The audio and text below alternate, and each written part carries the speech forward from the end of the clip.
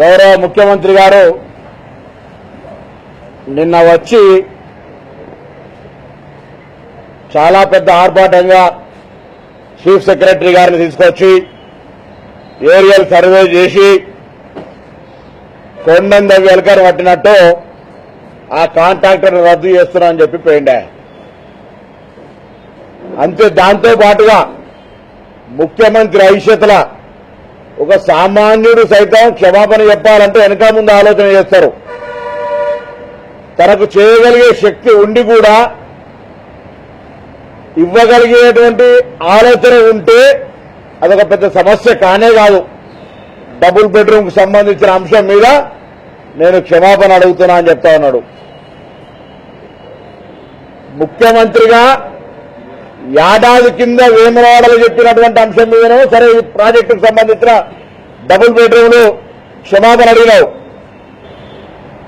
నీ సొంత జిల్లా ఇక్కడ నిన్ను పార్లమెంట్ సభ్యులుగా గెలిపించి టీఆర్ఎస్ కు ఇంత పెద్ద ఎత్తున అవకాశం ఇచ్చిన ఈ జిల్లాలో ప్రతిష్టాత్మకమైనటువంటి వేములవాడ దేవస్థానం ముందు మాట్లాడితే చప్పట్లు కొట్టి వేదిక మీద ఉన్నటువంటి వాళ్ళందరూ పాలాభిషేకాలు చేసిన ఏడాదిన్నర తర్వాత సారీ నేను క్షమించమని అడుగుతానని కట్టలేనన్నావు.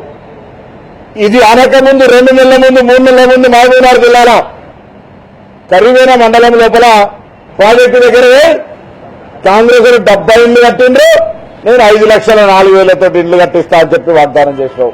అంటే వీళ్ళు కూడా ఒక ఏడాది తర్వాత ఇటువంటి క్షమాపణనే వినేటువంటి పరిస్థితి వస్తుందా అని సూటిగా అడుగుతా ఉన్నాం. ముఖ్యమంత్రి విచక్షణ అధికారాలను వినియోగించి గతంలో ప్రకటించిన విధంగా వాళ్ళందరికీ డబుల్ బెడ్రూమ్ ఇవ్వాలని డిమాండ్ చేస్తా ఉన్నా. అంతేకాదు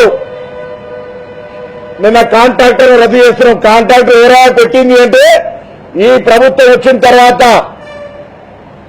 ఎడవ పక్క కుక్కనికి కుడి పక్క కుక్కనికి నీ ఇష్టం ఉన్నలకు పద్ధతి లేకుండా కాంట్రాక్ట్ ఇచ్చారు.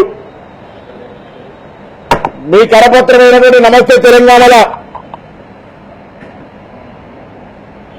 2వ తారీఖు నవంబర్ 2014 హరీష్ రావు గారు తారక రామారావు గారు జిల్లా నాయకులు కూర్చొని చకచక మధ్య మానే పనులు అన్నారు. అంటే 2 సంవత్సరాలు దాటిపోతుంది ఈ నవంబర్ అత్తిగా 23 నెలలే మధ్య నాణేలకు సంబంధించినటువంటి మీ పత్రికలో వచ్చిన వార్త 100 కోట్లు 1000 కోట్లు ఇస్తున్నామని చెప్పినారు. దీని తర్వాత కూడా మళ్ళీ రివ్యూ చేసినారు. ఇది చూస్తే నాకేమి ఆలోచిస్తున్నాడు నేను ముఖ్యమంత్రి సామెత కనతల్లికి ముక్కు పుడక వేయనాడు పినతల్లికి విడ్డాలని చేస్తానని ఏమన్నా జరుగుతున్నానో మా ప్రభుత్వం గొప్పతనం, ఎక్కడైనా నష్టం జరుగుతున్నానో కాంగ్రెస్ అసమర్థులు దద్దమ్మలు గత ప్రభుత్వం కారణంగా ఇది జరుగుతూ ఉంది. మిటిమాను రేపొద్దున హబ్బలి ముందు వర్గకారు కోసం కట్టినా తదనంతరం ఎల్లంపల్లి ప్రాజెక్టుకు సంబంధించి కానీ ప్రాణాయిత చేయాల నీరు అనుకున్నటువంటి కాళేశ్వరం పథకానికి సంబంధించి కానీ మీ జిల్లాకు నీళ్లు ఎత్తుకపోవడానికి వేదికగా ఉండే మిడ్మానేరు మీద మీ శ్రద్ధ గింతుంటే ఇక మిగతా ప్రాజెక్టుల పరిస్థితి ఏందని అడుగుతా ఉన్నాం. నేను ఈ ప్రభుత్వాన్ని ఈ మంత్రిని ఈ ముఖ్యమంత్రిని బహిరంగంగా సవాల్ చేస్తా ఉన్నాం. మిడ్మానేరుకు సంబంధించినటువంటి మేము నిర్మాణం చేపట్టిన దాని తర్వాత మీరు వచ్చిన ప్రభుత్వం 2.5 ఏళ్లలో దాని ప్రగతి మీద బహిరంగ చర్చకు సిద్ధమా? మేము సిద్ధం. మీరు సిద్ధమైతే అదే తగిన మిడ్మానేరు దగ్గర వేదిక ఏర్పాటు చేయండి. మేధావులను అక్కడి పడేటువంటి నిపుణులను పిలవండి. మేము మీరు చేసినటువంటి దాని మీద శ్వేతపత్రం ఇవ్వండి, మేము నిరూపణ చేస్తామని చెప్తా ఉన్నాం. వెంటనే ముంపు గ్రామాలకు సంబంధించి అది మిడ్మానేరు కావచ్చు లేదా ఇంకా తీసుకునే ప్రాజెక్టులు కావచ్చు వాటన్నిటికి సంబంధించినటువంటి ఒక లెక్క పత్రాన్ని సెటిల్ చేయమని చెప్పి సందర్భంగా కోరుతా ఉన్నాం. ఈరోజు ముఖ్యమంత్రి నిన్న ఒక మాట చెప్పిండు, మిషన్ కాకతీయలో తీసిన చెరువులు మాత్రమే తెగుతలే, మిగతా చెరువులు తెగుతాయి. ముస్తాబాద్ కోణం వల్ల ముస్తాబాద్ చెరువు తెగింది నాయన మిషన్ కాకతీయలో 40 లక్షలు.